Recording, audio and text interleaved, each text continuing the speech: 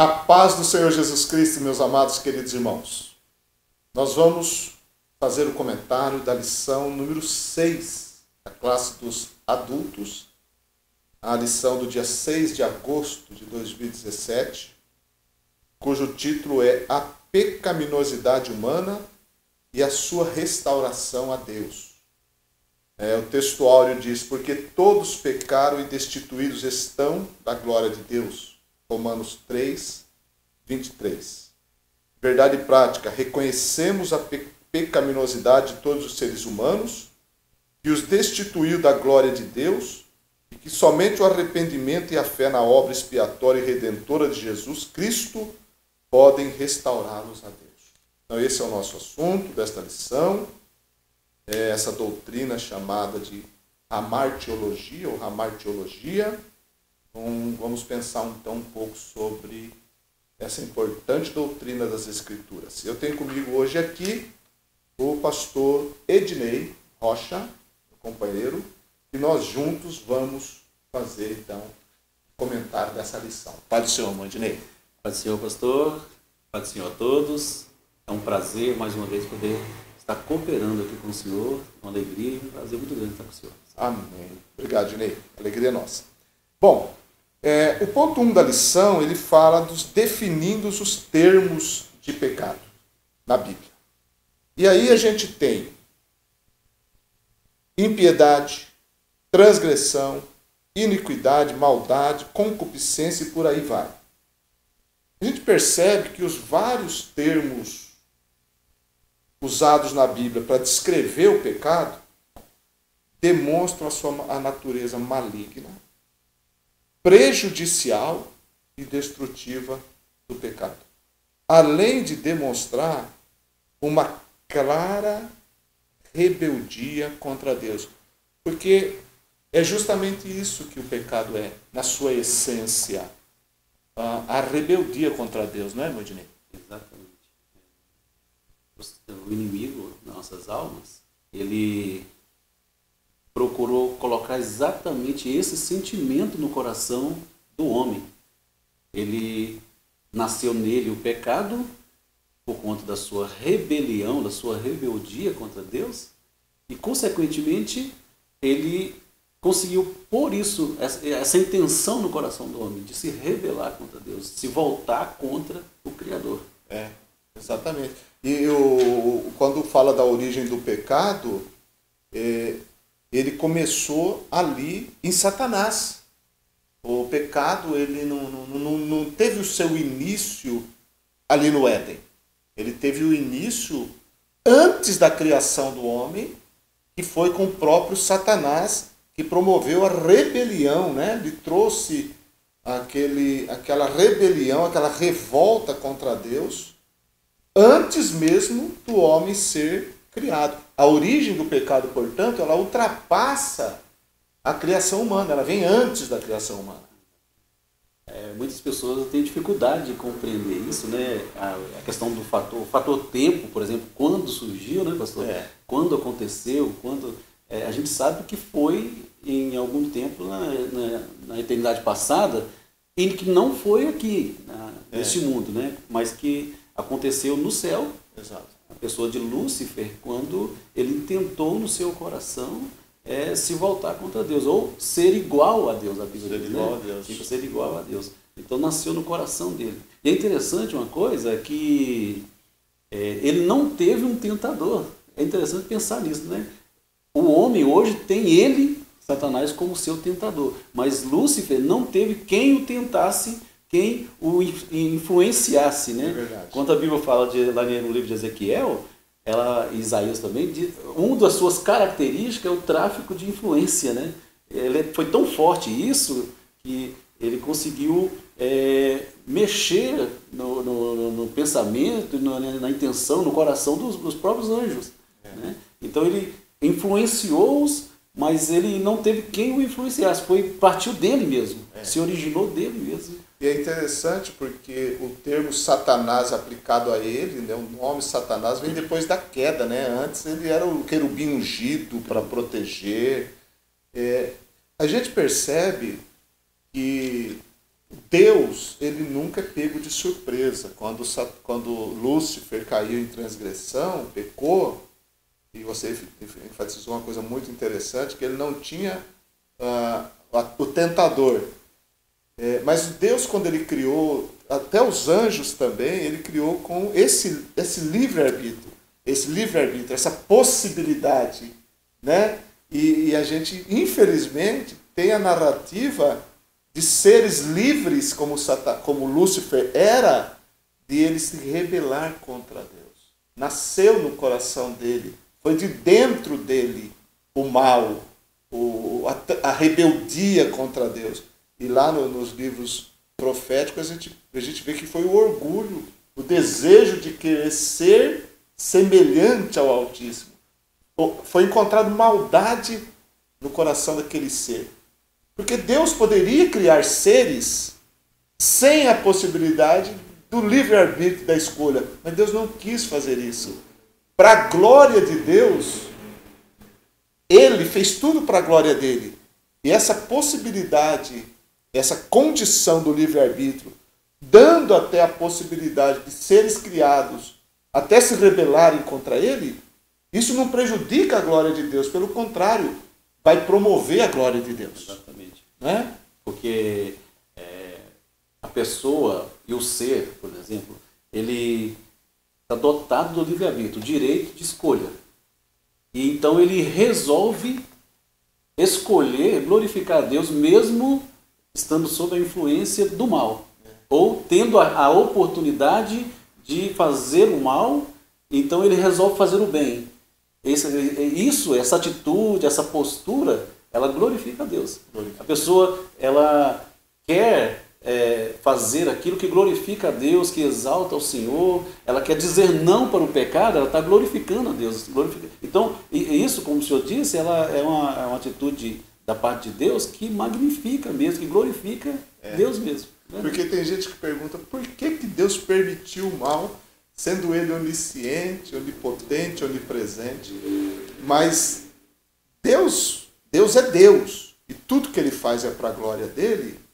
E essa entrada do pecado através de Satanás, e aí a gente já tem que partir também para como isso entrou no mundo, e aí a narrativa é Gênesis capítulo 3, que também o homem foi criado com o livre-arbítrio.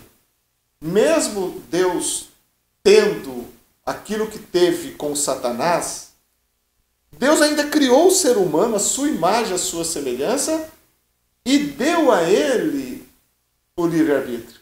Tanto que determinou ao homem: você pode comer de todas as árvores do jardim, mas a árvore do conhecimento do bem e do mal, não.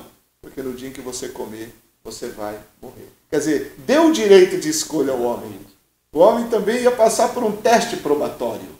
Aquela árvore do conhecimento do bem e do mal iria ser o teste do homem, para que lado iria tender o seu livre-arbítrio.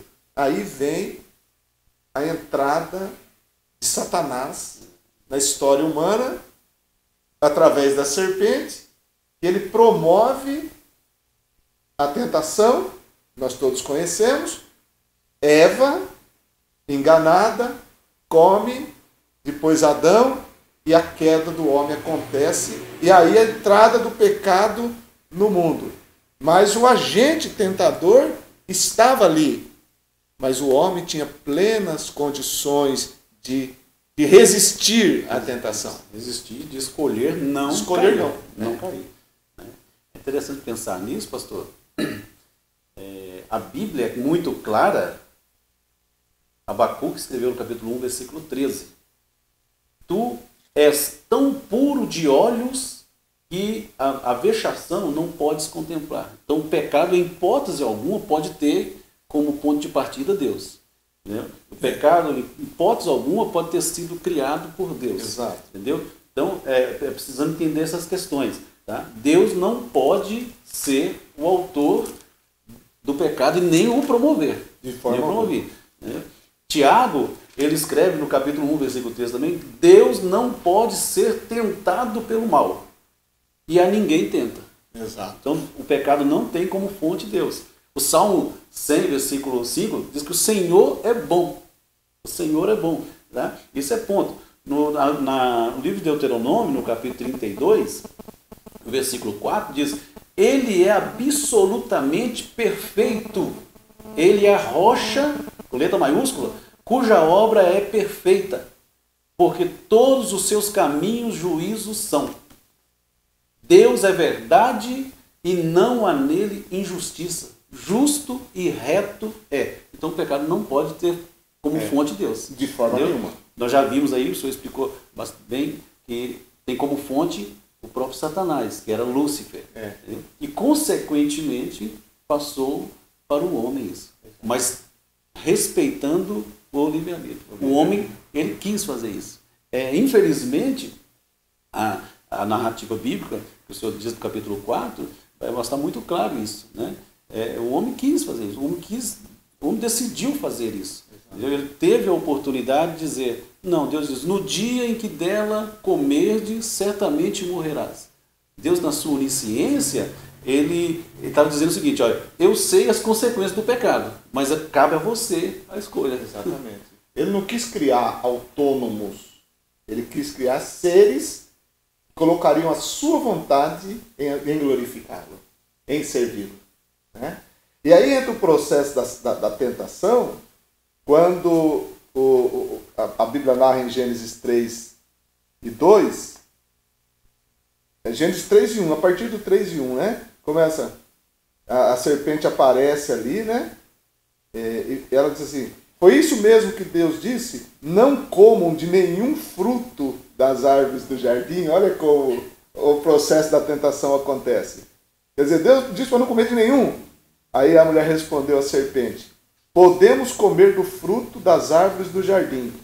Mas Deus disse, não comam do fruto da árvore que está no meio do jardim, nem toquem nele, do contrário vocês morrerão. Disse a serpente à mulher, certamente não morrerão. Quer dizer, Deus falou uma coisa e Satanás falou o contrário do que Deus falou. Né? Deus disse, vocês vão morrer. O diabo disse, vocês não vão morrer. Aí, diz a Bíblia, Deus sabe, vocês não vão morrer. Deus sabe que no dia em que dele comerem, seus olhos se abrirão e vocês serão como Deus, serão conhecedores do bem e do mal. Aí o diabo ele contradiz o que Deus falou e ele questiona a bondade e o amor de Deus, põe dúvida, quer pôr dúvida na cabeça da mulher e desperta na mulher o desejo de querer ser como Deus, conhecedor do bem e do mal. De fato, depois que eles comem, tanto a mulher come e leva lá para Adão e ele come também, e abre os olhos dele, eles passam de fato a conhecer o mal. Agora, a grande questão, quando a serpente disse, vocês serão como Deus, conhecendo o bem e o mal, Deus conhece o bem e o mal, porque ele é Deus. Ele conhece o mal também. Só que, como você acabou de citar alguns textos aí, nele não tem mal nenhum. Então, como é que Deus conhece o mal? Deus conhece o mal no sentido da oposição, do contrário. Por ele ser todo bem, ele conhece o mal em contraste. Não por experiência, não porque ele tem nele. O homem foi diferente. O homem iria conhecer o mal se ele não pecasse, se ele passasse na prova. Ele também iria conhecer o mal, como Deus conhece, por contraste. Não por experiência, mas por ele ter cedido ao pecado, à tentação de Satanás, ele conheceu o mal como Satanás conheceu, como experiência própria. E aí, as mazelas que acompanham a história da humanidade. Porque conhecer o mal por contraste ou por oposição, como Deus conhece, no sentido de que nele não tem, mas por ele ser todo bem, e o mal é isso, o mal é uma oposição ao bem. Então Deus conhece por contraste. É diferente de conhecer na experiência, que é o que o homem está vivendo. Aí vale aquela frase, né? Que Deus permite o pecado sem causá-lo. Né? Sem causá-lo. Deus, ele permite o pecado sem ele causar o pecado. Deus não pode, dele não pode partir. É aquilo que você está falando ali. Partiu de Satanás, quando Eva ouviu a tentação, aí Tiago fala que o negócio começa lá dentro, né? Exatamente. Aí Eva começou aquele processo todo, mas ela era inocente, ela estava no estado de inocência, ela tinha condição de resistir. Tinha condição. O inimigo ele conseguiu colocar, despertar no coração do homem exatamente que uma das facetas do pecado, as características do pecado é, como o senhor diz, rebeldia contra Deus, ou transgredir. Né? E quando o homem faz aquilo que não compete a ele fazer.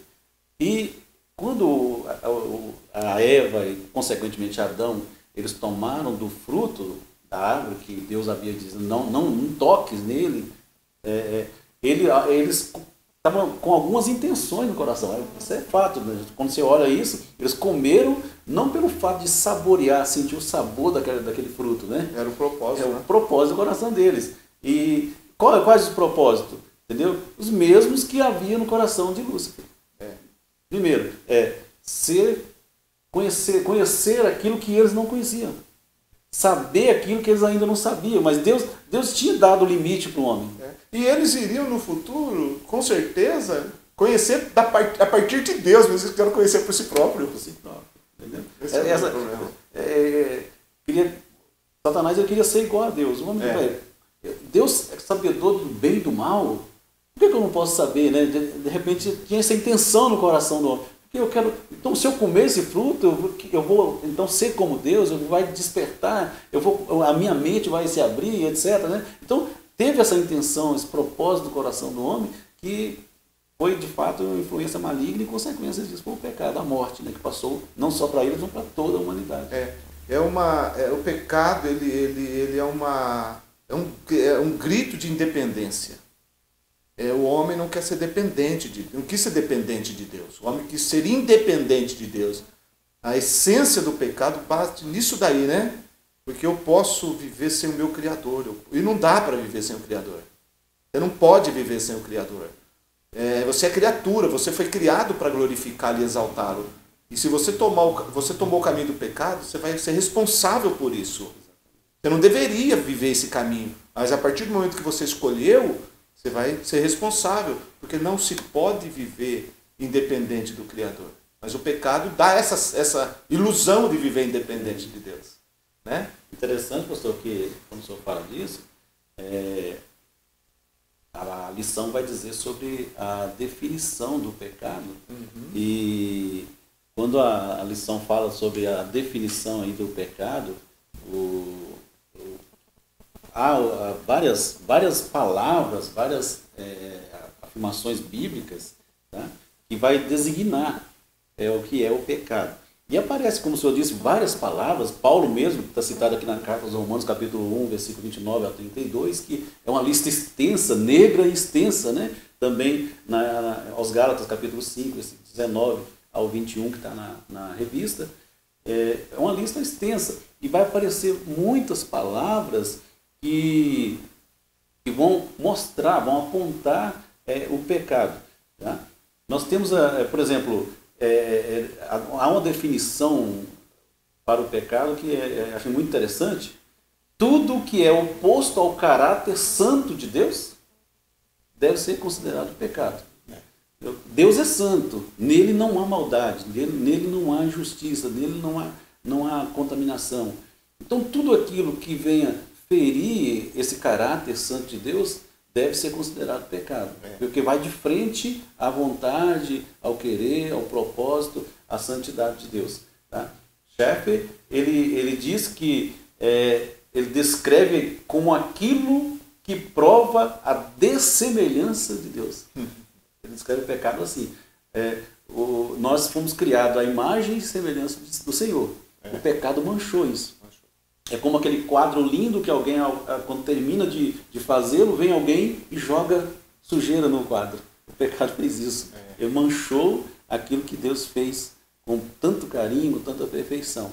Então tudo aquilo que tira, que mancha essa semelhança que nós temos com o Criador, é pecado também. Tá? O Westner, ele diz que o pecado é qualquer falta de conformidade com a lei de Deus. Sim. Ele define o pecado dessa forma. Strong, por sua vez, ele define o pecado como uma falta de conformidade com a lei moral de Deus, quer em atos ou disposição ou em estado. Então, o pecado, quando nós analisamos, quando o homem ele peca, ele transgride, ele se rebelia contra Deus, ele ofende a santidade de Deus, ao propósito de Deus para o homem. Nós não fomos criados para o mal, nós não fomos criados para fazer o que é errado, nós fomos criados para glorificar a Deus. E o pecado nos impede disso. Exatamente. E a consequência do pecado lá no Éden, quando nós olhamos a lição aí, a consequência disso toda a humanidade passou a estar debaixo do pecado. Sim. Debaixo do pecado. Está debaixo da escravidão agora do pecado. O primeiro homem, Adão, ele pecou, e a morte, que é a consequência do pecado, certamente morrereis, não somente no sentido físico, mas espiritual. Nós nascemos agora sob essa maldição do pecado. Então, todos nós agora estamos debaixo da maldição do pecado. Todos nós. Por isso que a lição vai dizer que o pecado ele é universal. Exatamente. A universalidade do pecado. Ele abrange a todos. Todos. Então, quando nós vamos olhar para a Bíblia, vamos ver que todos pecaram.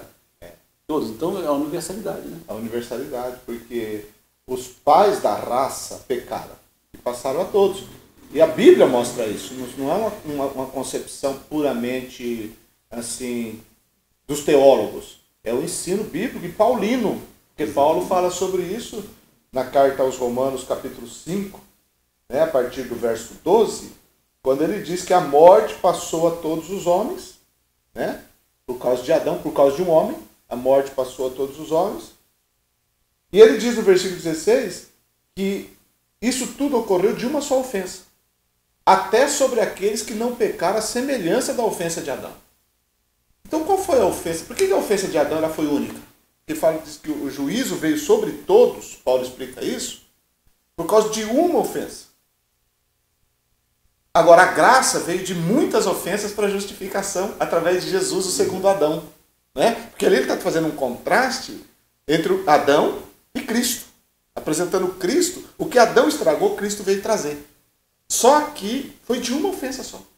E a condenação veio sobre todos, mesmo que não pecaram a semelhança do pecado de Adão. Porque o pecado de Adão foi ímpar, foi singular, foi único. Porque ele era puro, ele era inocente. Ninguém mais pecou como Adão. Nenhum outro ser humano pecou como Adão. Na condição que ele estava, não existe. Ele foi único. Essa ofensa dele atingiu toda a raça humana.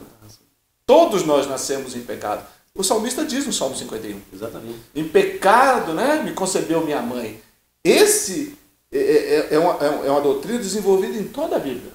E é por isso que foi necessário o plano da salvação. Por quê? Porque todos estão perdidos.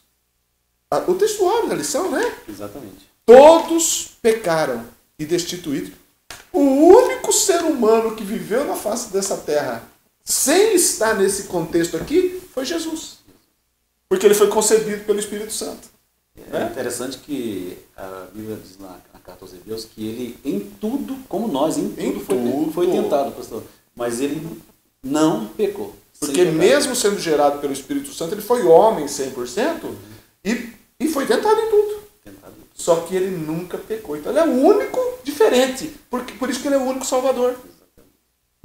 Porque ele tinha que ser puro para poder pagar o preço da salvação. Mas quando Deus falou para o homem lá, e a gente acabou de comentar, que aconteceu exatamente isso, aí o engano, porque Paulo diz em 1 Timóteo 2,14, que a mulher sendo enganada, ele diz assim, o homem não foi enganado, mas a mulher sendo enganada caiu em transgressão. O que ocorreu então? Ocorreu que Eva foi enganada. Adão não. Aí Paulo fala de uma ofensa, a ofensa de Adão em Romanos 5, porque ele fez consciente. Eva foi enganada. Está escrito. Pegou, sentiu tal e como. Mas ela levou para Adão Adão sabia que aquele fruto era da árvore do conhecimento do bem e do mal. Ele pecou consciente. Foi dito a ele, né? Foi dito a ele. Não faça isso, não coma. Pois o Senhor Deus explicou para ele. Então, ele quando comeu, ele comeu sabendo, consciente da ordem de Deus. Exatamente. Da ordem de Deus. Você, até aqui você vai, daqui para frente você não vai.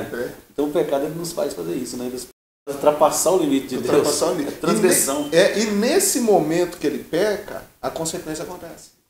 Porque diz que eles abrem os olhos, eles veem que estão nus, fazem lá folhas de figueira, se cobrem, e quando Deus vai, na viração do dia, falar com eles, eles fogem de Deus. Essa é uma consequência natural do pecado. O homem quer se esconder. Engraçado que eles não se esconderam um do outro. Se esconderam de Deus. Porque o pecado faz isso, ele afasta a pessoa de Deus. Né? Isaías fala sobre isso, né? No capítulo 59.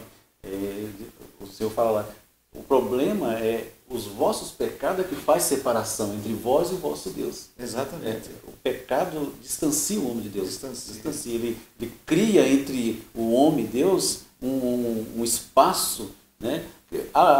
O Senhor Jesus veio consertar isso, né?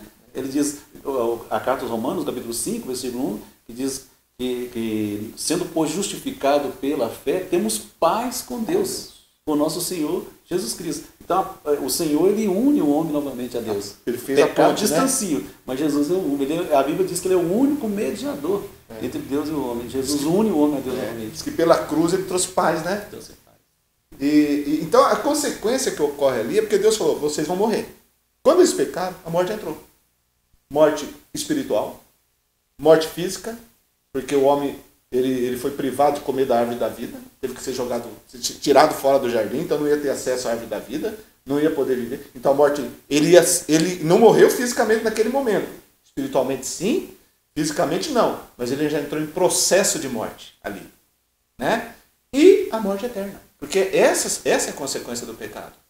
Ela não é só a morte física, não é só a morte espiritual, mas também morte eterna, separação eterna do Criador. Essa é a terrível consequência do pecado. Então, é o maior flagelo, a maior desgraça que existe na humanidade, chama-se pecado. Ele é a causa de todos os males que existem na humanidade. Né?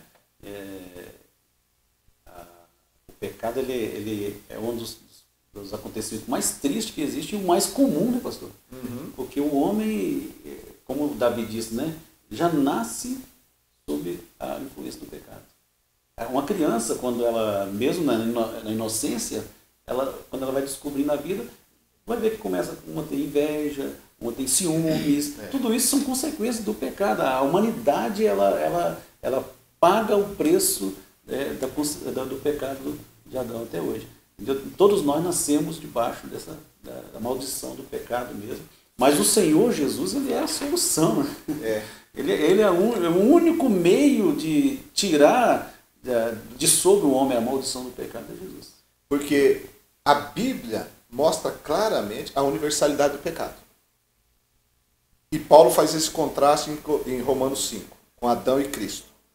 Só que existe um erro, e algumas pessoas até também acreditam, que é o universalismo, que seria, numa linguagem assim mais fácil de entender, a universalidade da salvação. Ou seja, assim como Adão pecou, e toda a raça humana foi prejudicada por causa do pecado de Adão, e se não se converter, vão para o inferno, alguns creem que o que Cristo fez na cruz também já atingiu toda a raça.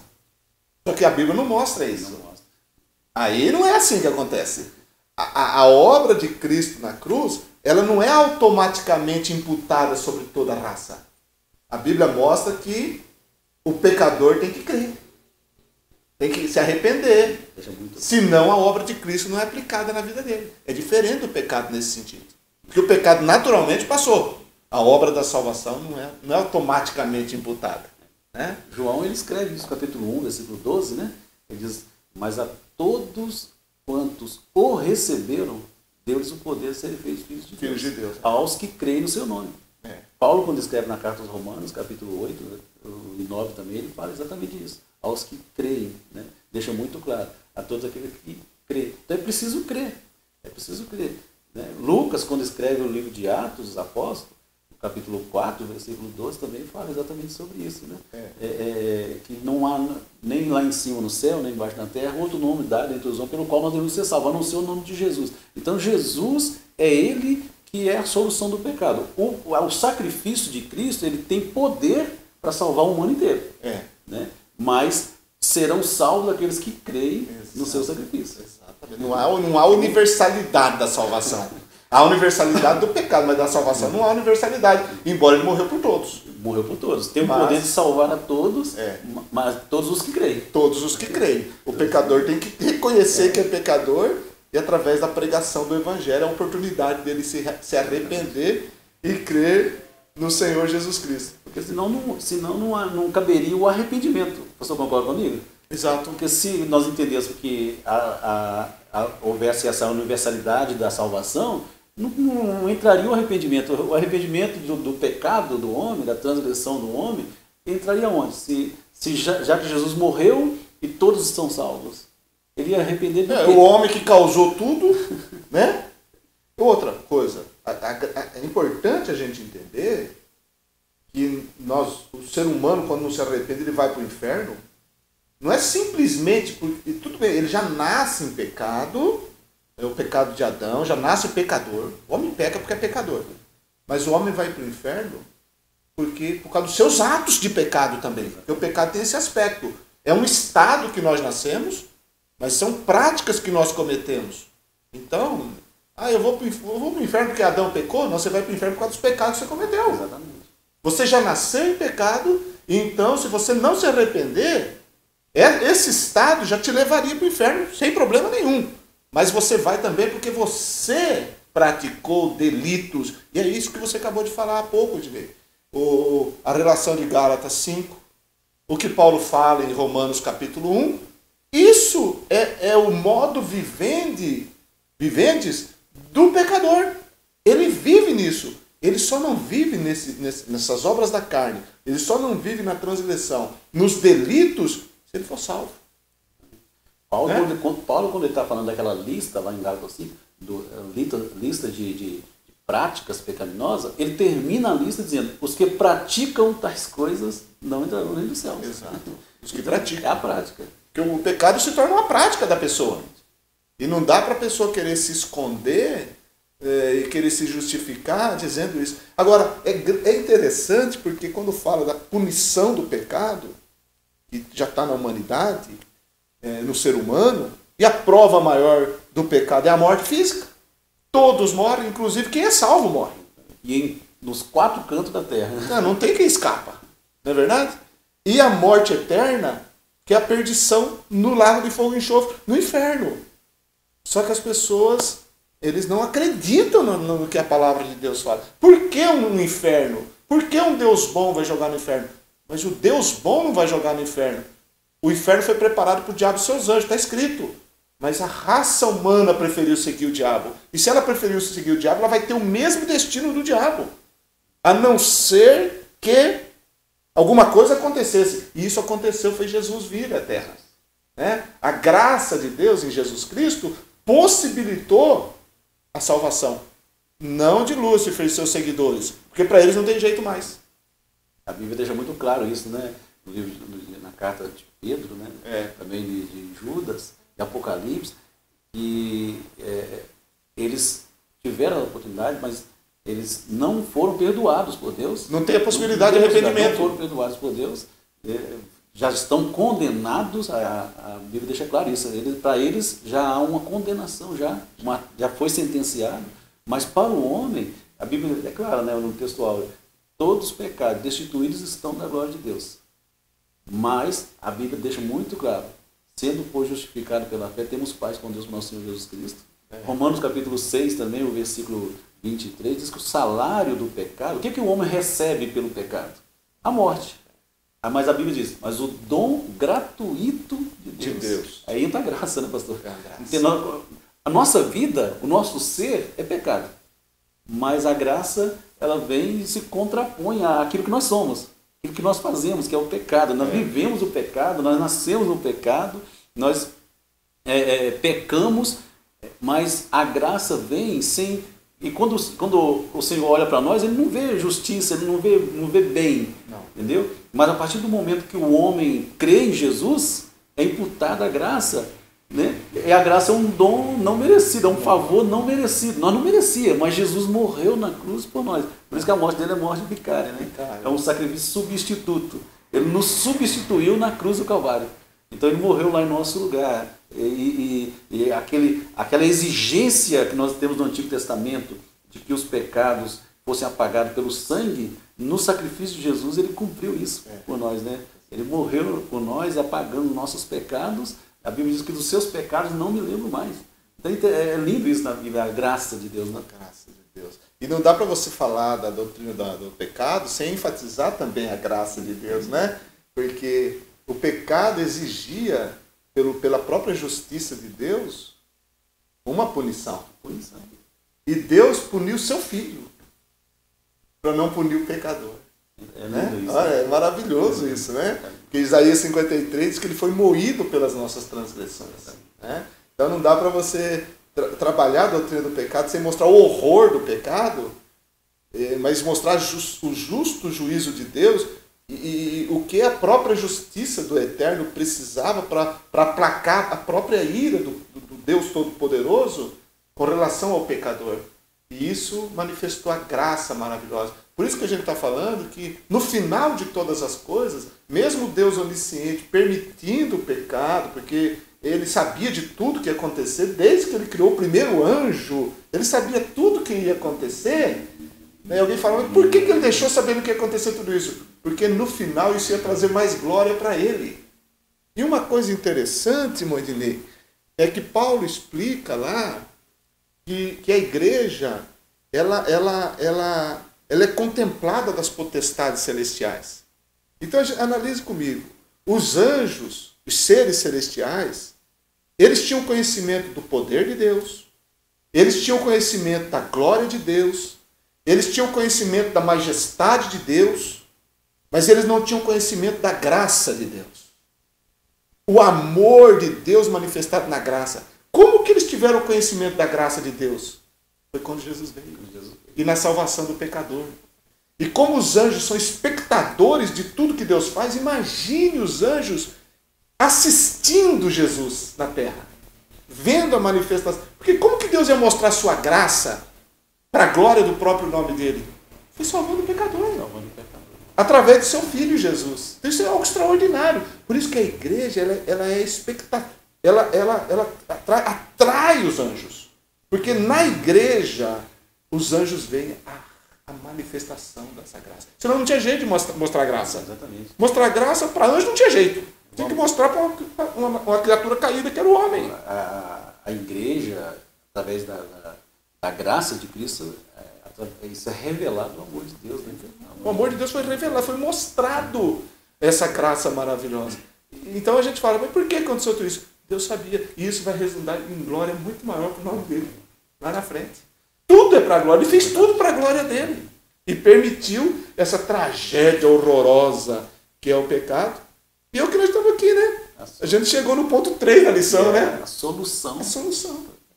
Que é Jesus, a graça maravilhosa de Deus. A lição vai dizer que nem tudo está perdido e apontar também a provisão de Deus, que é isso que o Senhor acabou de falar. Deus, ele proveu um meio de tirar o homem dessa situação.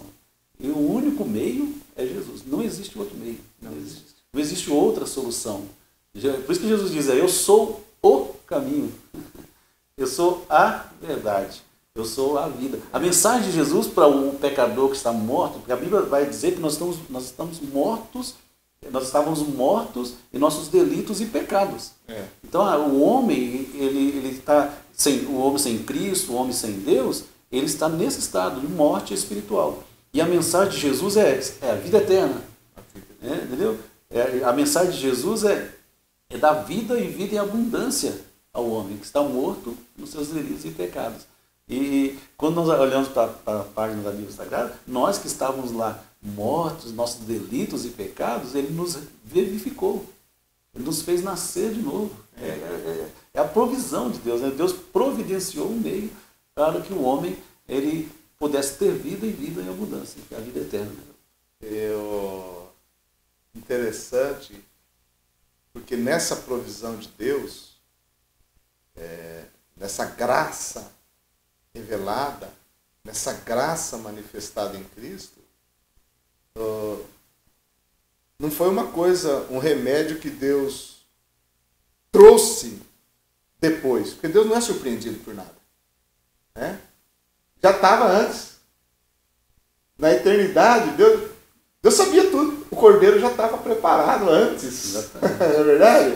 Não surgiu uma coisa, Deus falou, isso aconteceu, o homem, o que eu vou fazer? Não. Deus é Deus, ele já sabia tudo antes. João, no capítulo 1, versículo 29, ele fala isso, né? O cordeiro de Deus tira o pecado do mundo. Tira o pecado do mundo. Lá no livro do Apocalipse, fala o cordeiro que foi morto desde a eternidade. Deus já estava. Já nos planos eternos de Deus, Deus já havia providenciado a solução para o pecado. Deus já havia providenciado a salvação para o homem. Por isso que a gente está falando. Eu estou enfatizando bastante esse aspecto da glória de Deus nesse estudo, porque é isso aí mesmo. Deus, no final, será grandemente glorificado, porque ele já tinha tudo pronto, já tinha tudo preparado. O plano dele era esse.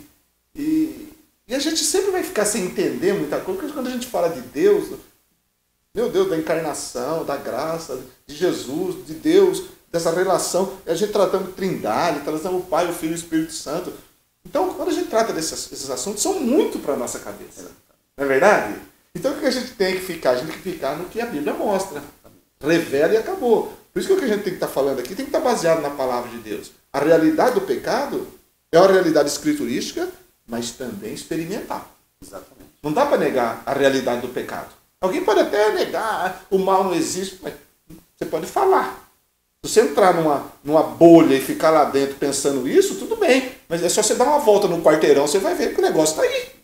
Não dá para negar. O pecado afetou o homem por completo, né, pastor? Perfeito. O intelecto, e isso a Bíblia vai mostrar, deixa muito claro isso para nós, pensamentos, sentimentos, tudo. Entendeu? O homem, corpo, alma e espírito, ele foi afetado, prejudicado pelo pecado. É fato, não tem como. E a Bíblia está repleta de textos que vão mostrar isso aí. E do mesmo lado que o pecado ele é comprovado escrituristicamente na experiência humana, a salvação também. Não é verdade? Porque existem milhões de pessoas que creem em Jesus. E tiveram a vida transformada. Com aquela vida que a pessoa vivia em pecado, escravos do pecado, né? Pessoas que viviam sob a opressão do pecado, hoje são nova criatura. Então, são situações que você olha, a pessoa que vivia no pecado, escravo do pecado, hoje é uma pessoa liberta do pecado. Ela pode pecar, pode acontecer da pessoa pecar, mas não é escravo mais do pecado. Não é escravo. É interessante isso. Por quê? Porque a obra de Cristo ela tem o poder de salvar da condenação do pecado, do poder do pecado também. Essa é uma obra maravilhosa. Porque não adiantava também salvar só da condenação e do poder permanecer. O salvo em Cristo ele tem poder de Deus para vencer o pecado. E vence. Essa é a grande verdade. Não é verdade? O salvo, ele vence. Claro, ninguém é perfeito, mas que ele não vive vencido pelo pecado, não vive. Pastor, e uma coisa interessante é assim, a pessoa ela consegue vencer o pecado uma vez que em seu coração ela se arrepende, ela reconhece que ela está contra Deus, contra a sua palavra, ela transgride a lei de Deus. Então, a partir desse momento que há um verdadeiro arrependimento, ou seja, a pessoa decide deixar aquela vida, voltar, dar meia volta. Ela decide, porque uma das traduções para o pecado é isso, a pessoa errou o alvo. Ela errou o alvo, ela transgrediu, ela errou o alvo. Deus planejou algo para o ser humano e o homem ele não alcançou o objetivo que Deus havia planejado. Então, no sentido espiritual, ela errou o alvo. Ela Era para ir para uma direção, mas ela não foi, ela tomou outro rumo. Então, quando a pessoa se arrepende, ela faz exatamente isso, ela dá a meia volta, ela volta para o propósito de Deus. Ela reconhece que ela errou, que a sua vida era uma vida errada, que as suas práticas, e ela reconhece agora Cristo e ela é perdoada. Então, o arrependimento é o caminho. É o caminho. É o caminho. Tem um hino, né, de José de Paula, que diz: não, não, ó 1000 vezes não. Jesus jamais dirá não para um arrependido pedindo perdão. É verdade. Que é o que você descreveu tudo aí, o processo da conversão. Né? Quando alguém se converte, ele mudou de rumo, né? Deu meia volta para o caminho errado e tomou o rumo certo. Aí entra o arrependimento e a fé. É a graça maravilhosa de Deus, esse processo bendito, que é a solução. Não existe outra solução. O pecado, não. Não tem outra. Não tem outro remédio. Não tem outro. Não tem como emendar, fazer emenda, não tem jeito. Não. O homem não tem conserto, o homem precisa ser feito de novo. Né? Por isso que uma das nossas lições vai tratar da regeneração. Porque não dá para consertar. Está estragado. Completamente. Tem que fazer de novo. E Deus faz. E Deus faz de novo. Graças a Deus. Muito bem, meus amados. Um prazer a gente comentar esse assunto tão importante e que tem que ser analisado com muito cuidado, porque as terríveis consequências do pecado vão atingir cada um. Cada ser humano na face da terra, ele já está sob a condenação e ele vai ser sentenciado por causa dessa situação de pecado. Mas em Cristo Jesus a esperança e a salvação. Então o assunto é extremamente importante, porque é a essência do Evangelho, é mostrar ao pecador a situação dele e apontar o caminho que é Jesus. Né, irmão Dinei? O Evangelho, ele mostra o homem que de fato ele é, né, um pecador. E aponta que tem solução. E Jesus é a solução. Jesus é o caminho. Meus amados, que Deus continue abençoando a todos vocês.